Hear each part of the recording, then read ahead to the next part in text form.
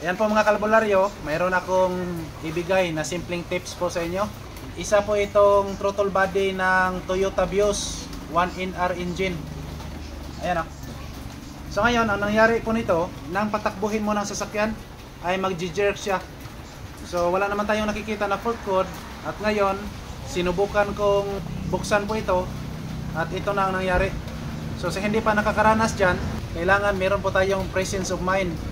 Huwag kayong matakot na magawa nito.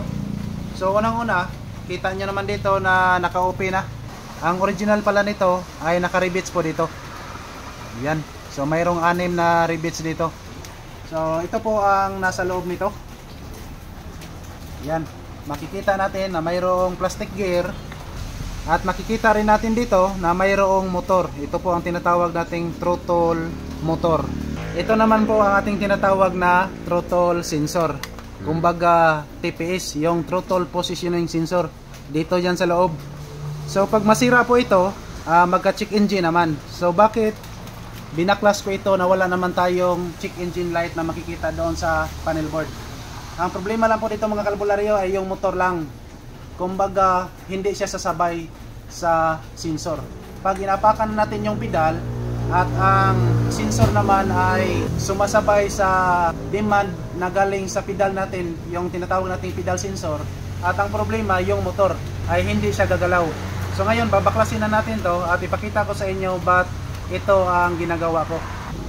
Yan, so unang-una po ay tanggalin po natin itong plastic gear. Yan. At mayroon ding 3 na screw. So tanggalin natin to.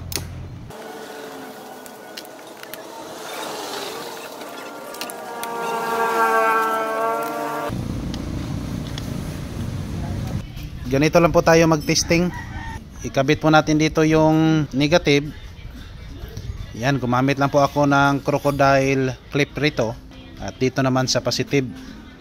At dito naman sa motor ay pwede na naman natin itong i-interchange. Kahit saan natin ilagay yung positive at negative, pwede natin yan i-interchange dito sa mismong pin nya. Yan, so dito na lang natin ilagay yung positive. At tingnan nyo lang dito sa motor mismo kung iikot ba pag ma-connect ko na yung negative side rito. Ayan o, tingnan nyo mabuti. Ayan. So kita natin ngayon na hindi talaga umiikot dito sa mismong motor. Ayan. So wala talaga. So ang gagawin po natin dito ay baklasin po natin to.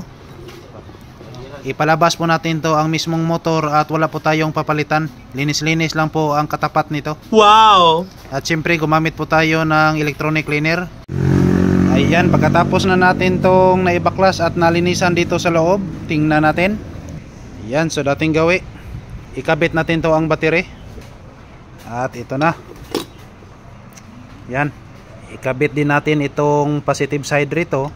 Tingnan na lang natin kung iikot na ba yung motor mismo. Yan o. Ayun. Yan, so umiikot na talaga. So ngayon i-assemble natin to ulit para magkalaman na kung ubra ba ang ating tagna-tagna diring dapita.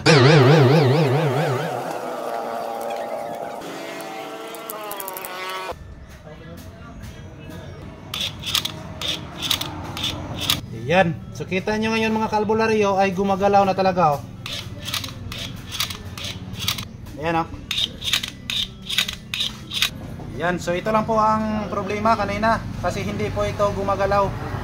So ito po ang dahilan ba't nag-jerk yung takbo ng sasakyan. So maraming salamat po. As always, to God be the glory. Thank you so much.